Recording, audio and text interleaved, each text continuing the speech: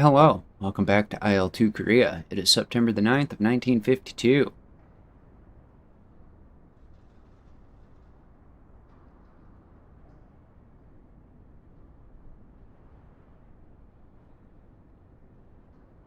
Somebody had a bad day right here.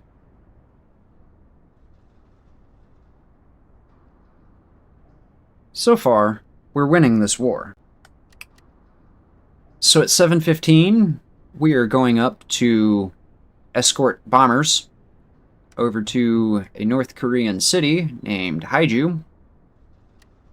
At 12:05, the squadron will be going out to attack front lines. Hopefully they can catch the enemy as they're sitting down to lunch. And then at 3:15, we have an area patrol that we will also personally participate in. With that being said, two of our missions today are extremely dangerous, according to the squadron statistics. All of our most experienced pilots with victories of air or ground targets, are already dead. So, again, that bodes ill for this squadron. We've got a bunch of greenhorns, and greenhorns are not exactly what you want to have in the middle of a fight. But you make do with what you've got, I guess. With that being said, our commander has received a Bronze Oak Leaf Cluster in lieu of 3rd Air Medal, a Bronze Oak Leaf Cluster in lieu of 2nd Purple Heart, because hurting ourselves is apparently normal, and a United Nations Service Medal. Seth is our 3rd most experienced pilot with 1 air victory and 5 ground targets. And then we have Trujillo here. He has 7 air victories, 1 ground target, and I thought that was the end of his story, until I noticed that he's been nominated for the Medal of Honor. So, obviously, Trujillo here might just be this squadron's main character. Therefore, we're going to move him to a flight leader position and let him get some experience leading in anticipation of at least one of these 2 aerial missions that we are flying personally today going horribly, horribly wrong. As you may also have noticed, the newest update to IL2 Korea has relabeled the aircraft for our squadron. We are no longer in FT-101A, we are now in FS-101A. It is the same airframe. You're not going to convince me otherwise by changing the T to an S.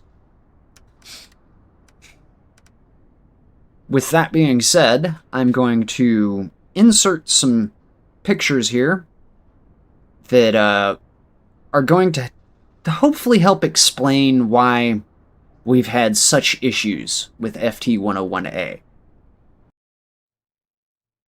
So something we've noted after reading through a 181-page operation manual on the F84 is Exhibit A. Note that the emergency operation is possible only when electrical power is available, since it is dependent on solenoid valves, meaning that if we lose power, we're probably not going to get it back. Exhibit 2A. Main fuel control. Whenever a failure occurs in the main fuel control system, the fuel flow adjustments are made automatically by barometric and governing controls. As engine RPM tends to exceed the prescribed limit, the governor control opens a bypass valve to permit excess fuel to return to the fuel pump, thus preventing engine overspeed. Under the emergency fuel control section, the emergency fuel control incorporates a barometric device similar to the one in the main fuel control, but lacks the governing device of the normal system for preventing engine overspeed and does not prevent rapid engine acceleration or deceleration. The throttle must be moved with caution to prevent overspeeding, excessive exhaust temperatures, or flameout. Page 47. Successful engine operation is primarily dependent upon the satisfactory function of 2 fuel systems: the engine fuel system, which provides fuel at the required pressure, and the airplane fuel system, which maintains supply to the fuel to the engine system. Page 47 to 48A covers engine failure through a variety of different scenarios. So we have some information in relation to flight controls. Trim tabs should not be used as primary means of control. No maneuvers should be accomplished solely by use of trim tabs. The use of trim tabs effectively increases your apparent strength by reduction of the required stick force. The high stick forces experienced without the use of trim are intended to protect you and the airplane accordingly. Trim tabs, when used during a maneuver, should only be used to lighten the stick forces to a tolerable value, and not to zero. Trim tab may be used with caution, but rapid use of trim in anticipation of a maneuver, or use of trim to reduce stick forces to very small values may result in air loads on the airplane sufficient to cause complete structural failure.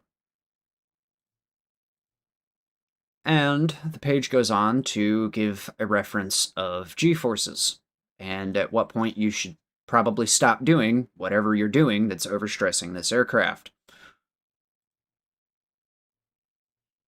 Our final page with 81, prohibited maneuvers. Inverted flying or any other maneuver resulting in extended negative acceleration may result in engine flameout since there is no means of ensuring flow of fuel in this attitude.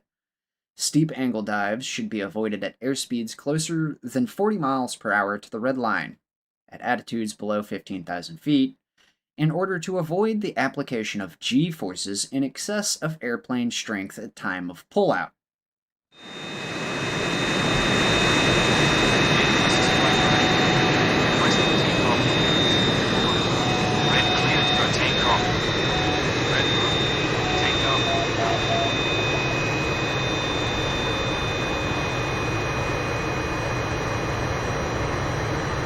Okay, so something you may not have seen with that, because I forgot to include it, is the Flight Operations Manual recommends no less than 22% throttle. The reason for this is that the RPM and throttle are interlinked.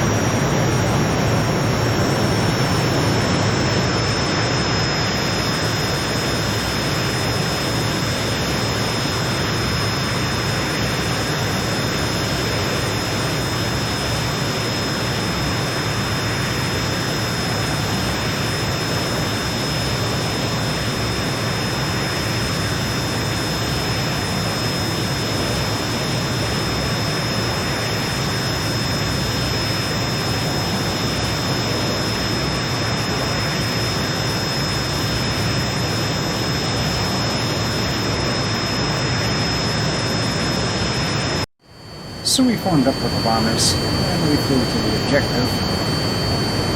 However, we got 4 bombers, even though I know that the flights for this should be larger.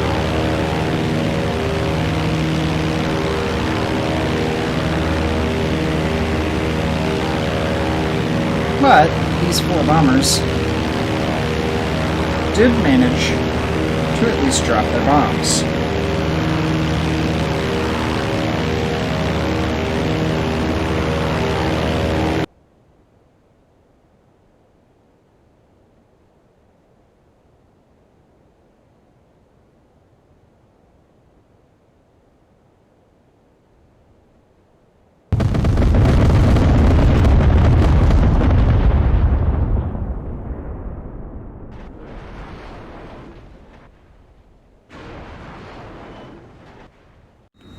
And so, after a long, boring flight of relatively nothing happening, we come in and make our landing.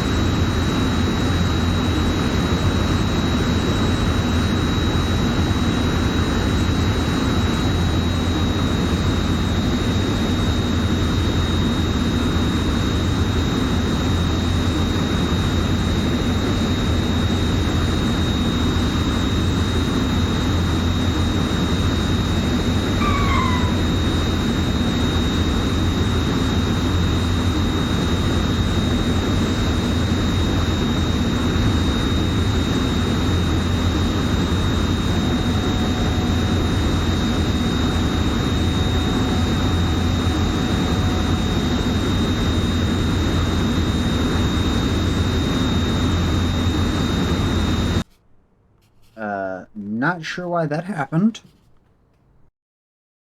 So it appears that we've lost a pilot. We have one aircraft that's damaged. We've lost 3 other aircraft, all in the sequence of landing somehow. So that's odd.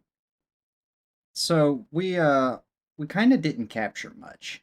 Just a little bit of black screen for the attack frontline mission. So, while we were apparently not recording the screen, we got 4 new planes, 4 new pilots, and successfully completed the attack frontline mission. Now, we're off to do our area patrol.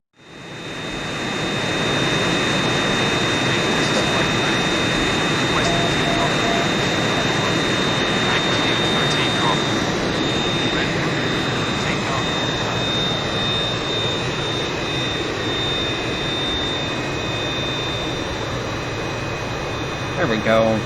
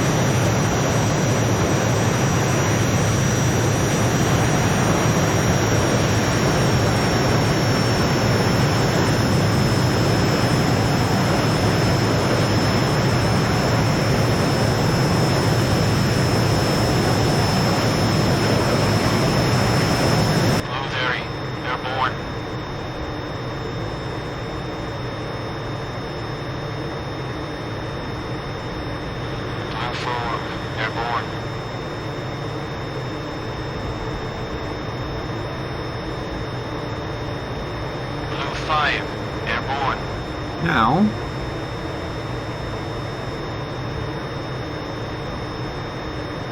Yellow 6, airborne. that's our bearing. 328 is our bearing, okay. Yellow 7, airborne. There we go.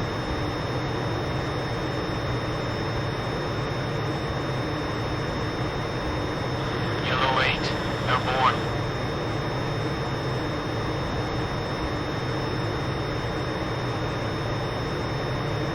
White 9, airborne.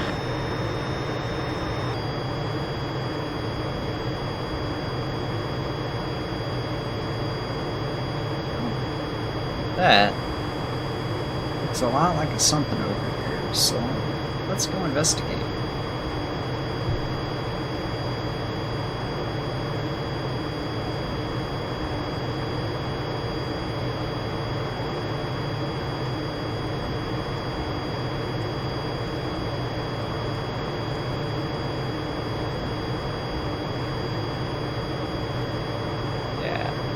There's something over there.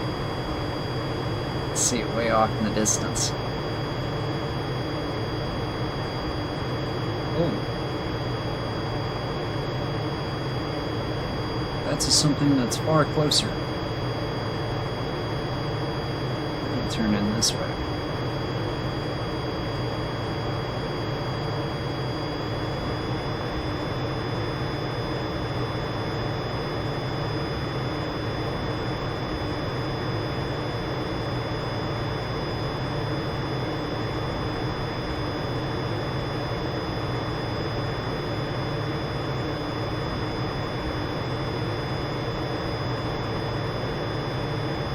Oh. Okay. Some of that is visual artifacting. This is still not going to be a good fight.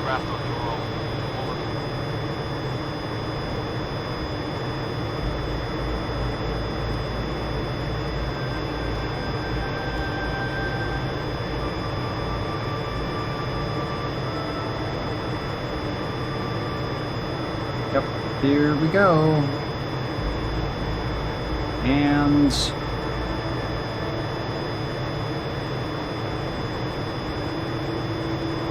any air target. Red Crew, search for enemy aircraft in the air. Over. Good luck, dudes.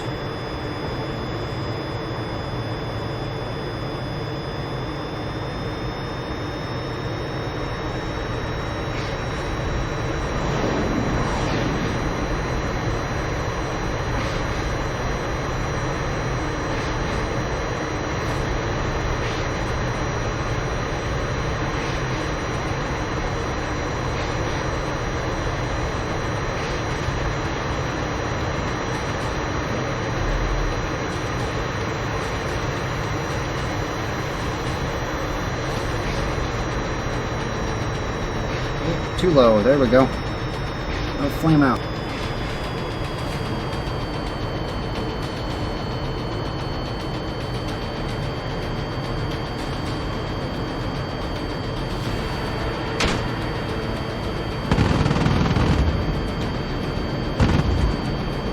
Yeah. Sometimes I dislike the Skyro sight. It does not work as intended. Maybe I'm just bad at using it. That could be it too.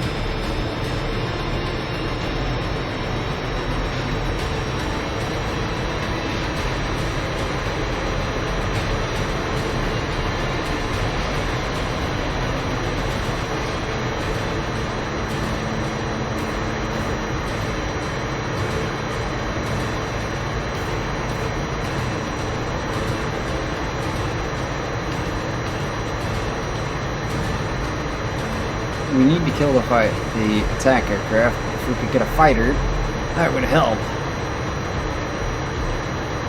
First, I'm gonna try and get this guy. Let's do it, Jet.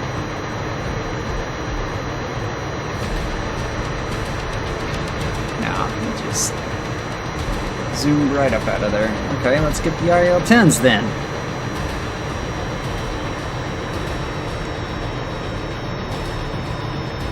Somebody is going down today, one way or another.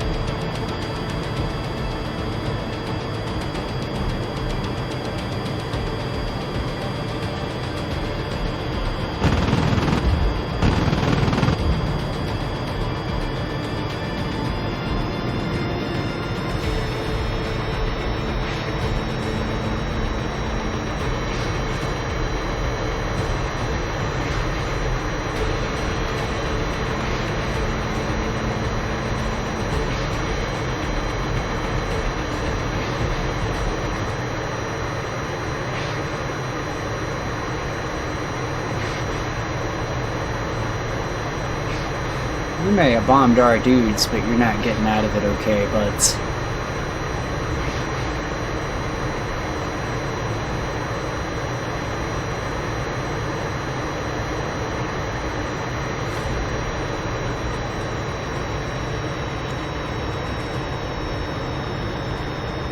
Blue 5, engaging fighter to the east.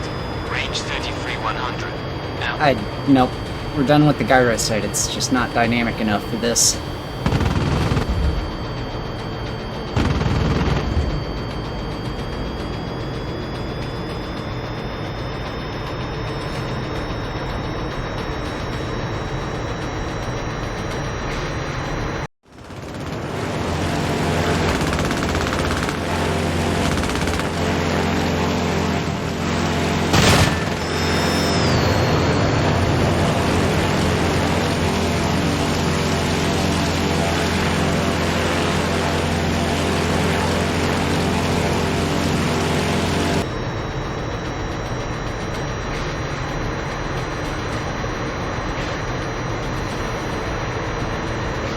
Get him, dude, get him!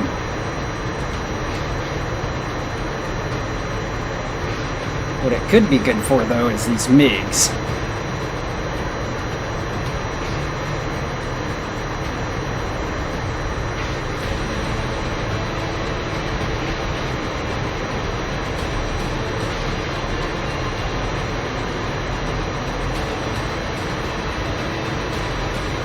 How much horsepower does a jet need? Dang. Yeah, that's pushing the stall speeds. Okay. Here we go.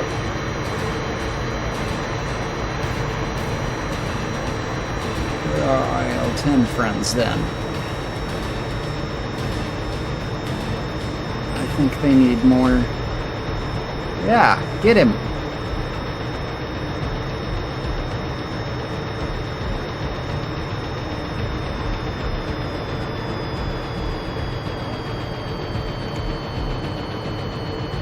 Ah, there we go.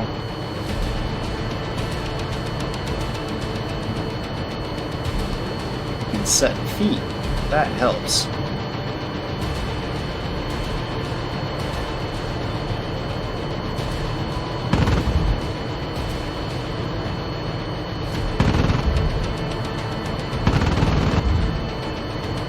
See, the gyro sight gets confused by the ground sometimes. I said no!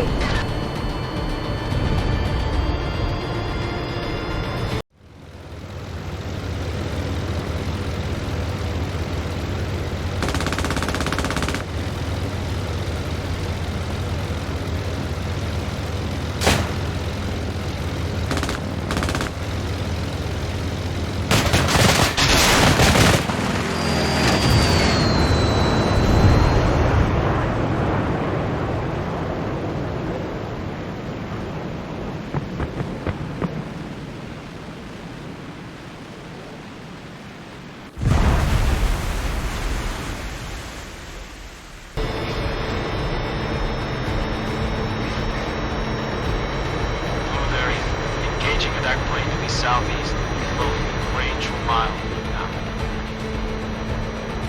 Whitewood, engaging fighter to the southwest, range 33-100. And get them, guys, get them. That's what I'm gonna tell you.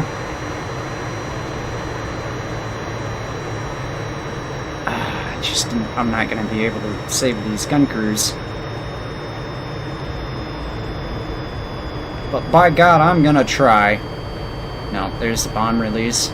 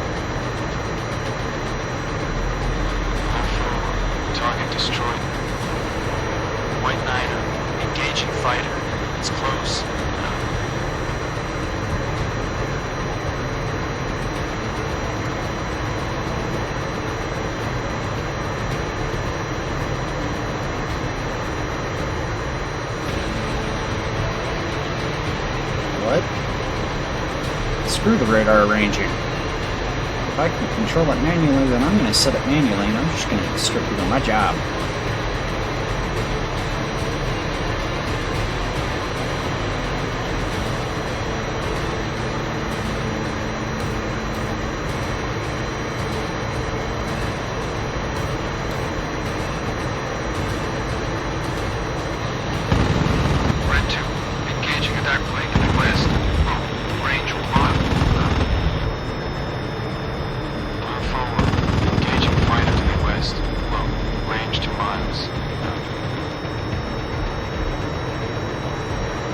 Enough of that from you, bud.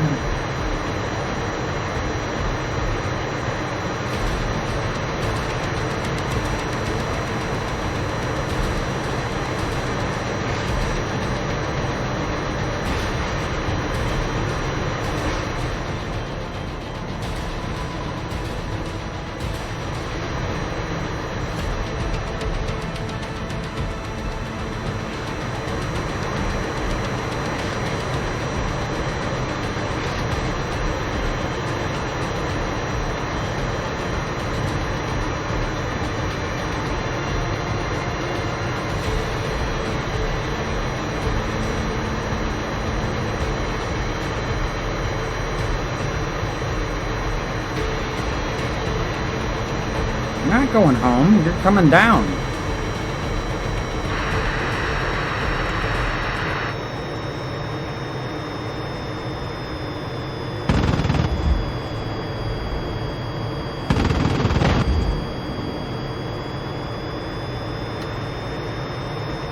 See, it just...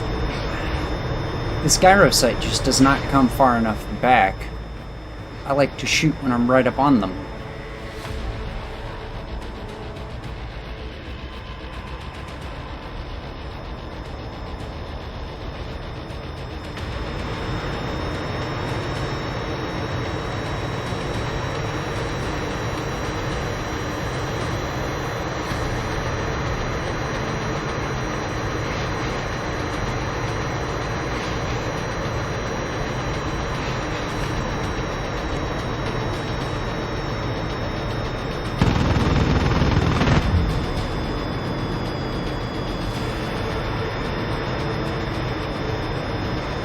If I have to strip every blade off your propeller, then that's what I'll do.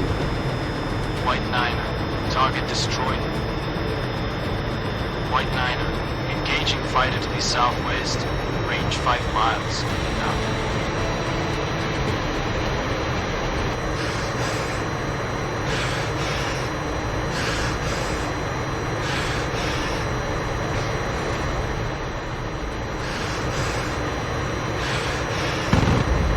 Yeah, see, this gun sight needs serious tracking work. I can say that much.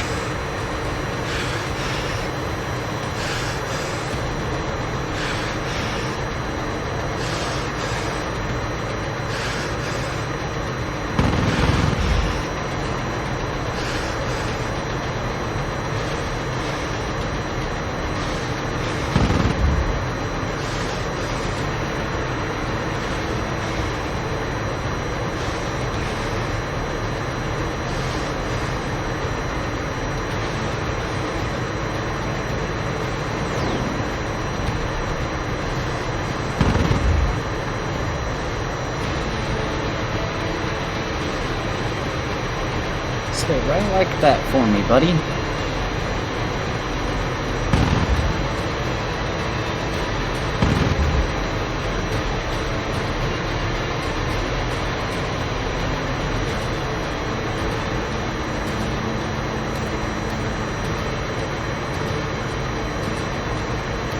Radar ranging thinks it's way the heck out there, so I don't understand how I'm supposed to make this shot.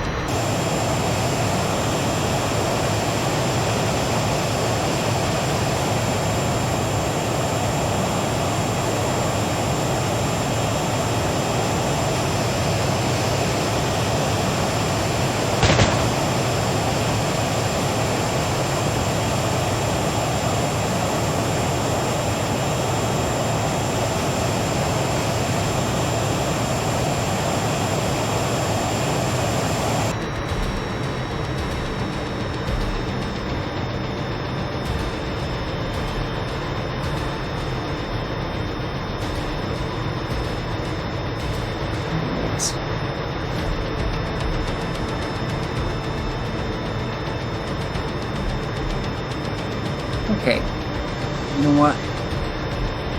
We're pretty much out of ammo. And we're not chasing down any of these MiGs, it doesn't seem, so...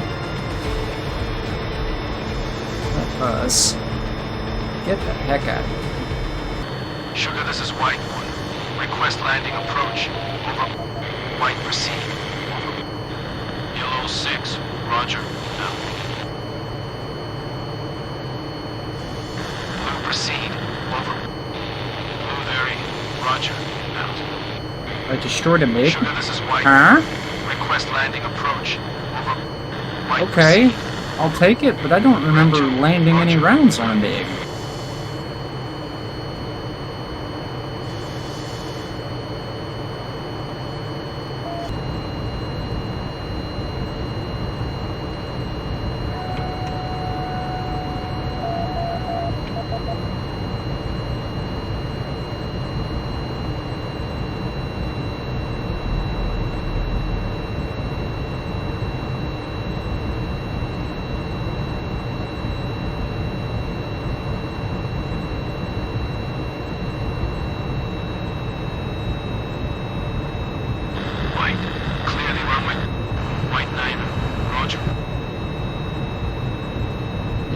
They're landing at a different airfield, so return to base sends them to the closest airfield, apparently.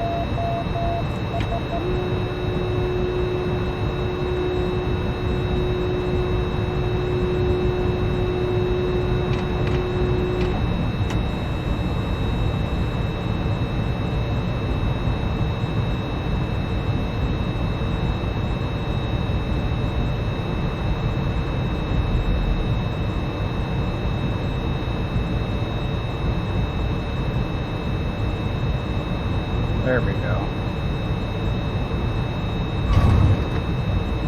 Nope.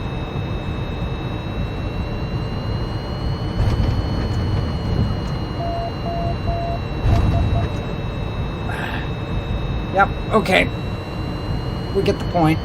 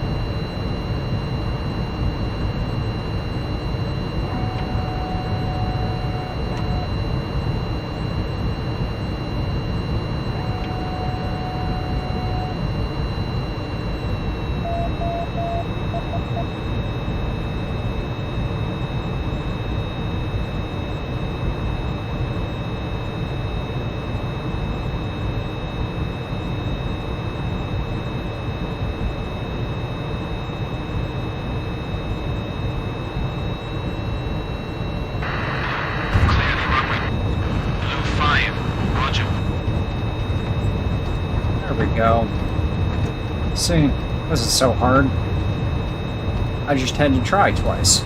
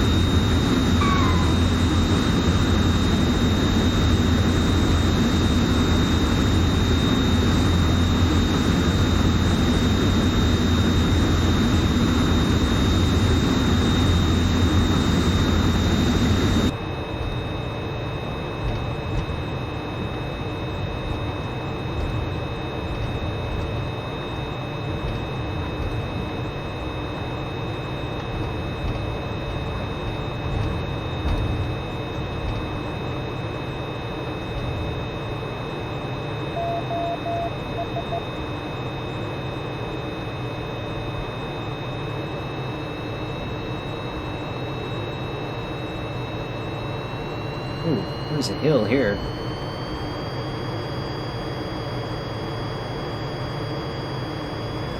And it also feels like we may have blew a tire, so maybe landing was harder than I thought.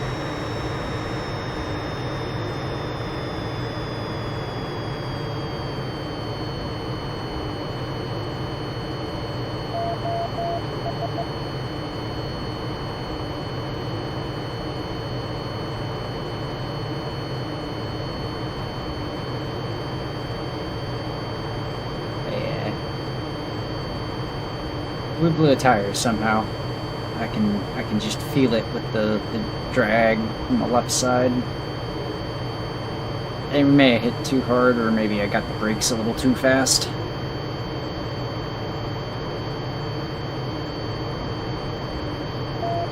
Try not to kerbonk you in the head there.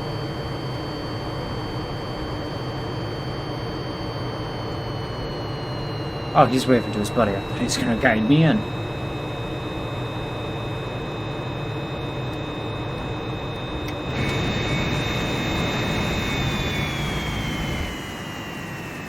And that brings an end to this day.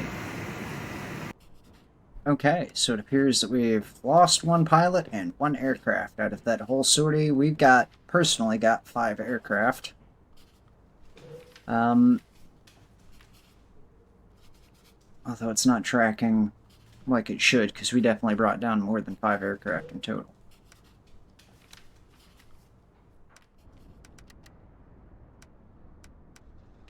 Who did we lose? McKee. Dude, you literally just got here.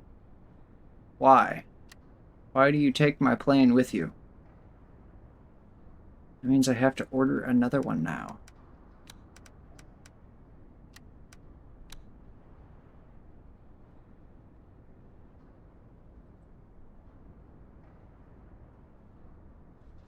Yeah, that is officially our 10th person dead. So, the casualty rate is high.